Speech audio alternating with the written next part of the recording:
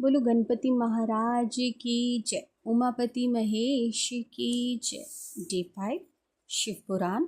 शुक्राना मेरे गुरु महाराज, अनंतम अनंतम शुक्राना। श्री शिव महापुराण विशेश्वर संहिता। प्रयाग में सूत जी से मुनियों का तुरंत पाप नाश करने वाले साधन के विषय में प्रश्न। जो आदि और अंत में तथा मध्य में भी नित्य मंगल में है, उनकी समानता अथवा तुलना कहीं भी नहीं जा सकती। जो आत्मा के स्वरूप को प्रकाशित करने वाले देवता परमात्मा हैं, जिनके 5 मुख हैं और जो खेल ही खेल में अन्याय, जगत की रचना, पालन और संहार तथा अनुग्रह एवं तीरों भाव रूप 5 प्रबल कर्म करते रहते हैं, उन सर्वश्रेष्ठ अजर अमर ईश्वर अंबिकापति भगवान शंकर का मैं मन ही मन चिंतन करती हूँ। बोलो शंकर भगवान की जय। जय गुरु जी। शुक्राना गुरु जी। हम सब अपने मन में अपने गुरु महाराज भोलेनाथ को धार के बैठते हैं कि आप हमारे मन मंदिर में विराजमान हैं और आप ये शिव पुराण को स्मरण कर रहे हैं। हमसे कोई गलती हो तो हमें क्षमा करना है भोलेनाथ। बस आप हमें इतनी बुद्धि देना कि हमारा मन आपके चरणों में लगा रहे और हमें आपका स्थान, आपके चरणों में जगह मिलती रहे और सदा सदा आपका नाम सिमरते रहें। जय हो। जो धर्म का महान श्रेष्ठ है और जहाँ गंगा यमुना का संगम हुआ है, उस परम पुण्य में प्रयाग में जो ब्रह्मलोक का मार्ग है, सत्यव्रत में तत्पर रहने वाले महातेजस्वी महाभाग महात्मा मुनियों ने एक विशाल ज्ञान का आयोजन किया है। उस ज्ञान यज्ञ का समाचार सुनकर पौराणिक शिरोमणि यशासित महामुनि सूत जी की वया मुनियों का दर्शन करने के लिए आए। सूत जी को आते देख वह सब मुनि उस समय हर्ष से खिल उठे और अत्यंत प्रसन्नचित होने के उनका विधिवत स्वागत कर सत्कार किया। तत्पश्चात उन प्रसन्न महात्माओं ने उनकी विधिवत स्तुति करके विनय पूर्वक हाथ जोड़कर उनसे इस प्रकार कहा। स्वर्गीय विद्वान रोमहर्षज्ञ, आपका भाग्य बड़ा भारी है। इससे ही आपने व्यास जी के मुख्य से अपनी प्रसन्नता के लिए ही संपूर्ण पुराण विद्या प्राप्त की, इसलिए आप आश्चर्य रूप से कथाओं का भंडार हैं। ठीक उसी तरह जैसे रत्नाकर समुद्र बड़े बड़े सारभूत रत्नों का आगार है। तीनों लोकों में भूत, वर्तमान और भविष्य तथा और भी जो कोई वस्तु है, वह आपसे अज्ञात नहीं है। आप हमारे सौभाग्य में इस यज्ञ का दर्शन करने के लिए यहाँ पधार गए हैं और इसी व्याधि से हमारा कुछ कल्याण करने वाले हैं, क्योंकि आपका आगमन निरर्थक नहीं हो सकता। हमने पहले भी आपसे शुभ तत्वता पूरा वर्णन सुना है, किंतु उससे तृप्त नहीं होती। हमें इसे सुनने की बारंबार इच्छा होती है। उत्तम बुद्धि वाले सूत जी, इस समय हमें एक ही बात सुननी है। यदि आपका अनुग्रह हो तो गोपनीय होने पर भी आप उस विषय का वर्णन करें।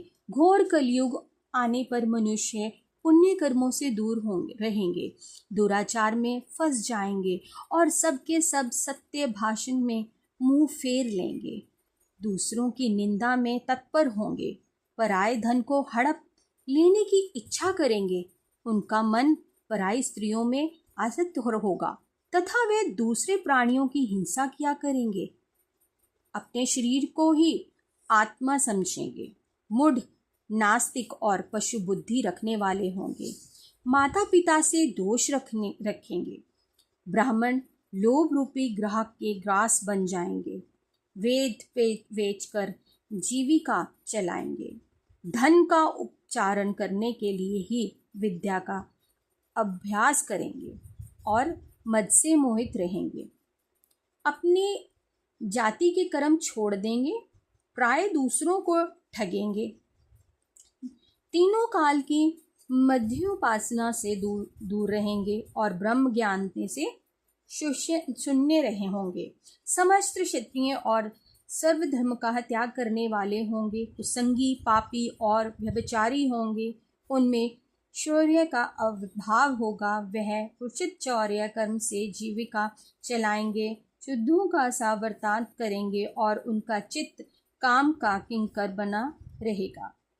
कहते हैं कि वो प्रार्थना करते हैं भगवान से, अपने गुरु महाराज से, कि प्रभु जब कलयुग आएगा तो वो बहुत बहुत डरावना होगा, एक दूसरे की निंदा चुगली और उसी में उनकी रुचि होगी, अपने काम से कोई मतलब नहीं होगा, बस धन ठगने की। ये बहुत कहना भी बहुत उचित नहीं है कि बहुत ही बुरा समय आएगा, तो हम उसमें कैसे रहेंगे, तो हमारा कल्याण के लिए हमारा कोई उपाय बताइए। वैश्य संस्कार वैश्य सर्वछात्रें कुमारी धौनाचार्य प्राज्ञ तथा नाप तोल में अपनी कृत्य की वृत्ति का परिचय देने वाला होगा। इसी तरह शुद्ध ब्राह्मणों को आचार में तत्पर होंगे, उनकी ही आकृति उज्जवल होगी। कहते हैं कि जो इस ऐसे कर्म करेंगे वही आगे बढ़ेंगे, वही दिखेंगे, और जो धर्म कार्य करेगा वो पीछे दिखेगा। तो ये समय है कि ऐसा ही आ गया है, तो हमें इन चीज़ों से बच के भगवान की शरण ले लेनी चाहिए। बस उनसे यही अरदास करनी चाहिए कि प्रभु हमें इन सब पापों से बचाओ, हमारा छुटकारा करो, हमें हमारा मार्गदर्शन करो। कहते हैं कि अर्थात वह आपका कर्म धर्म छोड़कर उज्जवल वैश्य भूमि में घूमेंगे, वही भाविक ही अपने कर्म त्याग करने वाला होगा और उनके विचार धर्म के प्रतिकूल होंगे। वह कुटिल और दृढ़ निंदक होंगे। यदि धनी हुए तो कुकर्म में लग जाएंगे, विद्वान हुए तो वाद विवाद करने वाले होंगे, अपने को कुलीन मानकर चारों वर्णों के साथ वैवाहिक संबंध स्थापित करेंगे, समस्त वर्णों को अपने समपकर्ष में भ्रष्ट करेंगे। वह लोग अपनी अधिकार सीमा से बाहर जाकर द्रोचित सत्कर्मों का अनुष्ठान करने वाले होंगे। कलयुग की स्त्रियां प्राय सदाचारी, भ्रष्ट और पति का अपमान करने वाली होंगी। मास, ससुर द्रोह, देवर, इन सभी को द्रोह करेंगी, किसी से भय नहीं मानेंगी, मलिन भोजन करेंगी, कुषित भाव से तत्पर होंगी, उनका शील स्वभाव बहुत बुरा होगा और वह अपने पति को सेवा से सदा ही विमुख रहेंगी। सूजी इस तरह जिनकी बुद्धि नष्ट हो गई है, जिन्होंने अपने धर्म का त्याग कर दिया है, ऐसे लोगों को इहलोक और व परलोक उत्तम गति कैसे प्राप्त होगी। इसी चिंता में हमारा मन सदा व्याकुल रहता है। परोपकार के समान दूसरा कोई धर्म नहीं है। अंत जिस छोटे से उपाय से इन सबके पापों का तत्काल नाश हो जाए, उसे इस समय को कृपा पूर्वक बताइए, क्योंकि आप समस्त सिद्धांतों के ज्ञाता हैं। व्यास जी कहते हैं, उन भक्ति अधर मुनियों की ये बात सुनकर सूत जी मन ही मन भगवान शंकर का स्मरण करके उनसे इस प्रकार बोले। सूत जी कहते हैं, साधु महात्मा, आपने बहुत ही अच्छी बात पूछी है। आपका ये प्रश्न तीनों लोगों का हित करने वाला है। मैं गुरुदेव व्यास का स्मरण करके आप लोगों को सन्यवंश इस विषय का वर्णन करूंगा। आप आदर पूर्वक सुने। सबसे उत्तम जो शिव पुराण है वह वेदांत सार स्वर्ग है तथा वक्ता और श्रोता समस्त पापों का शियों से उद्धार करने वाला है। इतना ही नहीं, वह परलोक में परमार्थ वस्तुओं को देने वाला है। कली के कलश पार्शियों का विनाश करने वाला है। उनमें भगवान शिव के उत्तम यश का वर्णन है। ब्राह्मणों, धर्म, अर्थ, काम और मोक्ष, इन चारों पुरुषों कथाओं को देने वाला वह पुराण सदा ही अपने प्रभाव की दृष्टि से वृद्धि या विस्तार को प्राप्त हो रहा है। विप्रव, उस सर्वोत्तम शिव पुराण के अध्ययन मात्र से वह कलयुग के पापाशतु जीव श्रेष्ठतम गीतों का प्राप्त हो जाएगा। कलयुग में के महान उत्पात तथा जगत में निर्भय होकर विचरेंगे। जब तक यहाँ शिव पुराण का उदय नहीं होगा, उसे वेद की तुल्य माना गया है। इस वेद कल्य पुराण का सबसे पहले भगवान शिव ने ही प्रणयन किया था।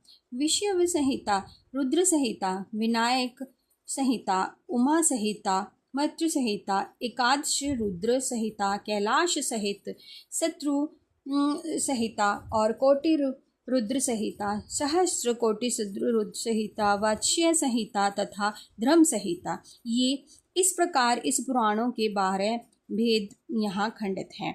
ये 12 संहिताएं अत्यंत ही पुण्यमय मानी गई हैं। ब्राह्मणों, अब मैं उनके श्लोकों की संख्या बता रहा हूँ, आप लोग वह सब आदर पूर्वक सुने। इनमें सारा बताया गया है कि हमारे पे भगवान की बड़ी अपार कृपा है कि हम शिव पुराण पढ़ रहे हैं, सुन रहे हैं, और इस सुनने और पढ़ने के मात्र से ही हमारा कल्याण हो जाएगा, हम अपने पापों से मुक्त हो जाएंगे, भगवान की अपार कृपा हम पे बरसेगी।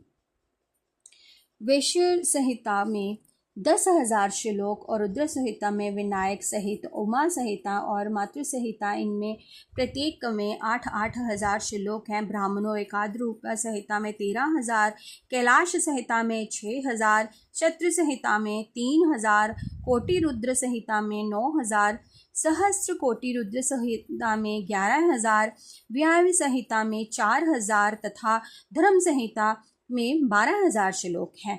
इस प्रकार मूल शिव पुराण की श्लोक संख्या 1,00,000 है, परंतु व्यास जी ने इसे 24,000 श्लोकों से संयुक्त कर दिया है। पुराणों की क्रम संख्या के विचार से इस शिव पुराण का स्थान चौथा है और इसमें 7 संहिताएं हैं। पूर्ण काल में भगवान शिव ने श्लोक संख्याओं की दृष्टि के 100 करोड़ श्लोकों का एक ही पुराण ग्रंथित किया था। कहते हैं कि जो शिव पुराण है उसका चौथा स्थान है हमारे ग्रंथों में, और ये जो पुराण ग्रंथ है ग्रंथित किया गया था। सृष्टि आदि में निर्मित हुआ वह पुराण सहित अध्याय विशिष्ट था। फिर द्वापर आदि युगों में व्यास आदि महर्षियों ने जब पुराण का 18 भागों में विभाजन कर दिया, उस समय संपूर्ण पुराणों का संक्षिप्त स्वरूप केवल 4,00,000 श्लोकों का रह गया। उस समय उन्होंने शिव पुराण का 24,000 श्लोकों की प्रतिपादन किया। यही इसके श्लोकों की संख्या है। यह देवतुल्य पुराण 7 संहिताओं में बांटा हुआ है। इसकी पहली संहिता का नाम विषेव रूप संहिता, दूसरी रुद्र सहित समझनी चाहिए, तीसरी नाम शत्रु रुद्र संहिता, चौथी कोटि रुद्र संहिता, पांचवी का उमा संहिता, छठी का कैलाश संहिता और 7वीं का नाम विवाह संहिता है। इस प्रकार ये 7 संहिताएं मानी गई हैं। इन 7 संहिताओं में युक्त दिव्य शिव पुराण वेद के तुल्य प्रमाण किए हैं तथा सबसे उत्कृष्ट गीत प्रदान करने वाला है। यह निर्मल शिव पुराण भगवान शिव के द्वारा ही प्रतिपादित है। इसे शिव शिरोमणि भगवान व्यास ने संक्षेप से ही संकलित किया है। ये समस्त ही जीव समुदाय के लिए ही उपकारक, त्रिविध तापों का नाश करने वाला, तुलना रहित एवं सत्य पुरुषों को कल्याण प्रदान करने वाला है। इसमें वेदांत विज्ञान में प्रधान तथा निष्कपट निष्काम धैर्य का प्रतिपादन किया गया है। ये पुराण ईश्वर सहित अंतकरण वाले विधानों के लिए जानने की वस्तु है। इसमें श्रेष्ठ मंत्र समूह का संकल्प है तथा धर्म, अर्थ और काम इस त्रयी गणों को प्रति साधन का भी वर्णन है। ये उत्तम शिव पुराण समस्त पुराणों में श्रेष्ठ है। वेदांत में वेद स्वरूप में विलसित परम वस्तु परमात्मा का इसमें ज्ञान किया गया है। जो बड़े आदर से इसे पढ़ता और सुनता है वह भगवान शिव का प्रिय होकर परम गति को प्राप्त कर लेता है। कहते हैं इसमें सारे शिव पुराण का विस्तार से वर्णन किया गया है, कितने श्लोक है, कितने अध्याय हैं, और हर एक अध्याय शिव जी को बहुत प्रिय है। और जो भी साधक इस कथा को बड़े प्रेम से सुनता है, सुनाता है, वो शिव का प्रिय बन जाता है। साध्य, साधन, अधिका विचार तथा स्वर्ण कीर्तन और मनन, इन 3 साधनों का श्रेष्ठता का प्रतिपादन। व्यास जी कहते हैं, सूत जी ये वचन सुनकर वह सब महेश्वरी बोले, अब आप हमें विधानता से स्वरूप अद्भुत शिव पुराण की कथा सुनाइए। सूत जी ने कहा, आप सब महर्षि रोग शोक से रहित कल्याण में भगवान शिव का स्मरण करके पुराण शिव पुराण कि जो वेद के सार तत्पश्चय प्रकट हुआ है। कथा सुनिए। शिव पुराण में भक्ति, ज्ञान और वैराग्य, इन तीनों का प्रतिपूर्वक ज्ञान किया गया है और वेदांत वेद समस्त पुराण विशेष रूप से वर्णन है। इस वर्तमान कल्प में जब सृष्टि कर्म आरंभ हुआ था, उन दिनों 6 कुलों के महर्षि परस्पर वाद विवाद करते हुए कहने लगे, अमुक वस्तु सबसे उत्कृष्ट है और अमुक नहीं है। उनके इस विवाद के उत्तम महान रूप धारण कर लिया। तब वह सब के सब अपनी शंका के समाधान के लिए सृष्टिकर्ता अविनाशी ब्रह्मा जी के पास गए और हाथ जोड़कर विनय भरी वाणी से बोले, प्रभु, आप संपूर्ण जगत को धारण पोष करने वाले तथा संपूर्ण कारणों के भी कारण हैं। हम यह जानना चाहते हैं कि संपूर्ण तत्वों से परे परमात्मा पुराण पुरुष कौन है। ब्रह्मा जी ने कहा, जहाँ से मन सहित वाणी उन्हें न पाकर लौट आती है तथा जिनके ब्रह्मा विष्णु रुद्र और इंद्र आदि युक्त यह संपूर्ण जगत समस्त भुक्तों एवं इंद्रियों में साथ पहले प्रकट हुआ है, वह ही ये देव है, महादेव, सर्वज्ञ एवं संपूर्ण जगत के स्वामी हैं। कहते हैं कि जिनका कोई आदि और अंत नहीं है और जिनको पाना धैर्य भाव से, वो कौन है? वो महाशिव हैं। ये ही सबसे उत्कृष्ट हैं। भक्ति से ही इनका साक्षात्कार होता है। जिसे भक्ति करेंगे तो भगवान के साक्षात हमें दर्शन भी मिल जाएंगे। दूसरे किसी उपाय से कहीं इनका दर्शन नहीं होता। रुद्र, हरिहर तथा अन्य देवेश्वर सदा उत्तम ही भक्ति भाव से उनका दर्शन करना चाहते हैं। भगवान शिव में भक्ति होने से मनुष्य संसार बंधन से मुक्त हो जाता है। देवताओं के कृपा प्रसाद से ही उनमें भक्ति होती है और भक्ति से देवता कृपा प्रसाद प्राप्त होता है। ठीक उसी तरह जैसे यहाँ अंकुर से बीज और बीज से अंकुर पौधा होता है, इसीलिए उस सब ब्रह्मा श्री भगवान शंकर का कृपा प्रसाद प्राप्त करने के लिए भूतल पर जाकर वहाँ सहस्रों वर्षों तक चालू रहने वाले एक विशाल यज्ञ का आयोजन करो। इस यज्ञ के प्रति भगवान शिव की ही कृपा से वेदों के वेदाओं के सारभूत साध्य साधन का ज्ञान होता है। शिव पद की प्राप्ति ही साध्य है, उनकी सेवा ही साधना है उनका, तथा अपने प्रसाद से ही नित्य ही नैमित्तिक आदि फलों की ओर से ही नियत वह होता है। वही साधक है। वेदों के तत्व कर्म का ही अनुष्ठान करने और उसके ही महान फलों का भगवान शिव के चरणों में संपूर्ण कर देता है। परमेश्वर पद की प्राप्ति है उसी सालोक आदि के कर्म से प्राप्त होने वाला मुक्ति है। उन पुरुषों की भक्ति के अनुसार उन सबको उत्कृष्ट फल की प्राप्ति होती है। उस भक्ति के साथ अनेक प्रकार हैं जिनका साक्षात महेश्वर ने ही प्रतिपादन किया है। उनमें से सारभूत साधकों संस्कृत करके मैं बता रहा हूँ। कान से भगवान के नाम, गुण और लीलाओं का स्मरण, वाणी द्वारा उनका कीर्तन तथा मन के द्वारा उनका मनन। कहते हैं कि कानों से भगवान का नाम सिमरन सुनिए, वाणी से उनकी उस्तत कीजिए और मन में अपने भगवान को धारण कीजिए, उनका स्थान बनाइए। इन तीनों को महान साधन कहा गया है। तात्पर्य ये ही कि महेश्वर जी का स्मरण, कीर्तन और मनन करना चाहिए। ये सृष्टि का ही वाक्य सब हमसे सबके लिए ही प्रमाणभूत है। इसी साधन से संपूर्ण मनोरथों की सिद्धि लगे हुए आप लोग परम साधकों को प्राप्त होंगे। लोग प्रत्येक ही वस्तुओं को आँख से देखकर उसमें प्रवृत्त होते हैं, परंतु जिस वस्तु का कहीं भी प्रत्यक्ष दर्शन नहीं होता, उसे स्मरण हृदय द्वारा ज्ञान सुनना मनुष्य उसकी प्राप्ति के लिए चेष्टा करता है। अत पहला साधक स्मरण ही है। उसके द्वारा गुरु के मुख से तत्वों के सुनकर श्रेष्ठ बुद्धि वाला विद्वान पुरुष अन्य साधक कीर्तन एवं मन की सिद्धि करें। इसमें बताया गया है कि हम हर एक चीज़ को देख के ही अट्रैक्ट होते हैं, हमें वही अच्छी लगती है। पर भक्ति ऐसी है कि हम जब कानों से अपने प्रभु की उस्तत सुनते हैं, हम सत्संग सुनते हैं, प्रभु की प्रशंसा सुनते हैं तब हमारा प्रेम बढ़ता है और प्रभु के हम और भी निकट जाते हैं। तो इस प्रकार ये प्रेम की डोरी इतनी प्रिय है कि ये सीधा भगवान अपने हाथ में ले लेते हैं और शिव हर एक को शिवमय ही कर देते हैं। क्रमश मनन पर्याय इस साधन की अच्छी तरह साधना कर लेने पर उसके द्वारा शालोल के आदि के कर्म से धीरे धीरे भगवान शिव का संयोग प्राप्त होता है।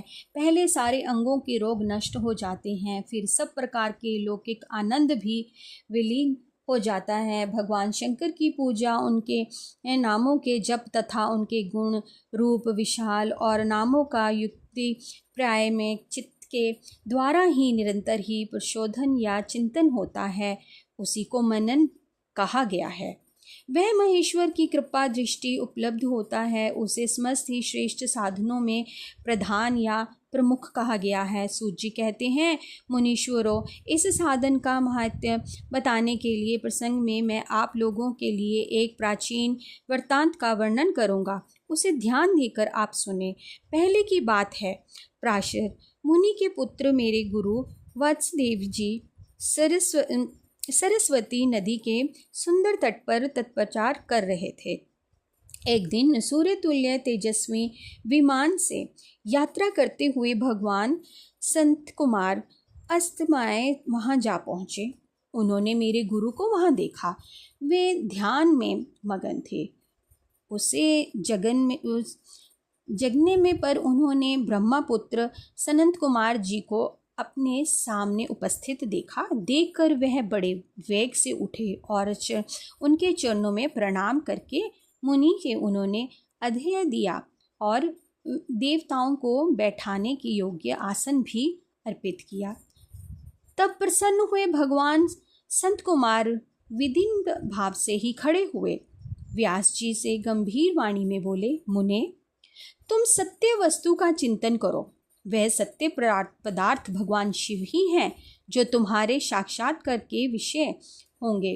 भगवान शंकर का स्मरण, कीर्तन, मनन, ये तीन महत्व साधन कहे गए हैं। ये तीनों ही वेद समस्त हैं। पूर्व काल में दूसरे साधकों के संभ्रम में ही पढ़कर घूमता मंद्राचल पर जा पहुंचा और वहां तपस्या करने लगा। तदनंतर महेश्वर शिवजी आज्ञा से भगवान नंदिकेश्वर जहां आए, उनकी मुझ पर बड़ी दया थी।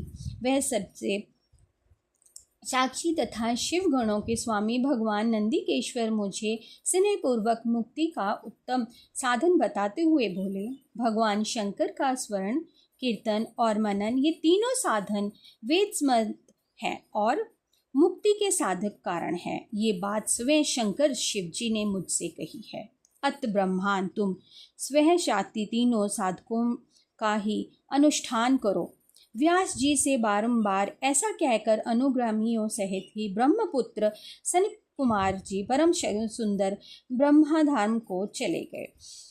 इस प्रकार पूर्व काल के लिए इस उत्तम विज्ञात्मा का मैंने संक्षेप वर्णन किया है।